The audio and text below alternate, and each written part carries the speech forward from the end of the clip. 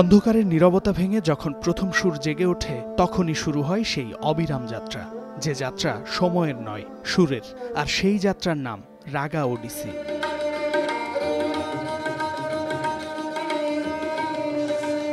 সারেঙ্গীর রাগের প্রথম নিঃশ্বাসেই যেন সন্ধ্যা মুখরিত হয়, নরম আলো আর সাতোরির হলরুম ভরে ওঠে সুরের মূর্ছনায়। এখানে নেই তাড়াহুড়ো, নেই কৃত্রিমতা, আছে শুধু সুরের খেয়াল, যন্ত্রসঙ্গীতের এক গভীর ধ্যান, যেখানে প্রতিটি স্বর যেন শত বছরের ইতিহাস বহন করে আর ফুটে ওঠে গুরুবিদ্যার বহিঃপ্রকাশ।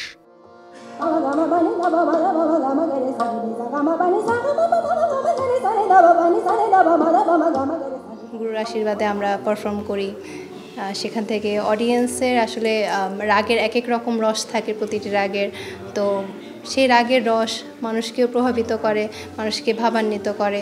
বনানী সাতোরি একাডেমি অফ আর্টস 2021 সাল থেকে প্রতি বছর আয়োজন করে এই সুরের মহাযজ্ঞ, যা হয়ে উঠেছে এক বার্ষিক ঐতিহ্য।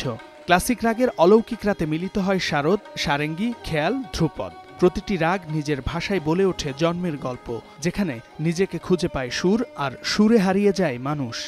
অডিয়েন্সে যারা আছে তারাও খুব এনজয় করছে, কারণ আসলে সঙ্গীতের এমন একটি পাওয়ার যেটা আসলে সবাইকেই আচ্ছন্ন করতে বাধ্য। আমার সবসময় মনে হয়েছে আসলে ধ্রুপদ সঙ্গীত শুধু উপভোগের নয়, নিজের শুদ্ধতার জন্য বড্ড জরুরি। 2 দিনের আয়োজনে 5 এবং 6 ডিসেম্বর ভিন্ন ভিন্ন রাগে মাতোয়ারা সাতোরির ইস্টার্ন ক্লাসিক্যাল ফেস্টিভ্যাল। সুরের ধারায় একদিকে নিজেদের প্রমাণ করা, আর রাগানুরাগীদের মেটাই সুরের ক্ষুধা। তাই আয়োজকদের সার্থকতা রাগ সঙ্গীত হোক উৎসব।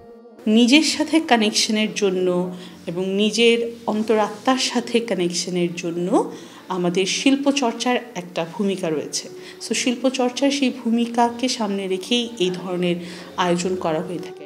রাগ মানে শুধু সঙ্গীত নয়, রাগ মানে মানুষের ভেতরের আলো, আর সেই আলোর মাঝেই মিলেছে রাতের সৌন্দর্য, আর রাগা ওডিসি হয়ে উঠেছে সুরের এক অবিরাম উৎস।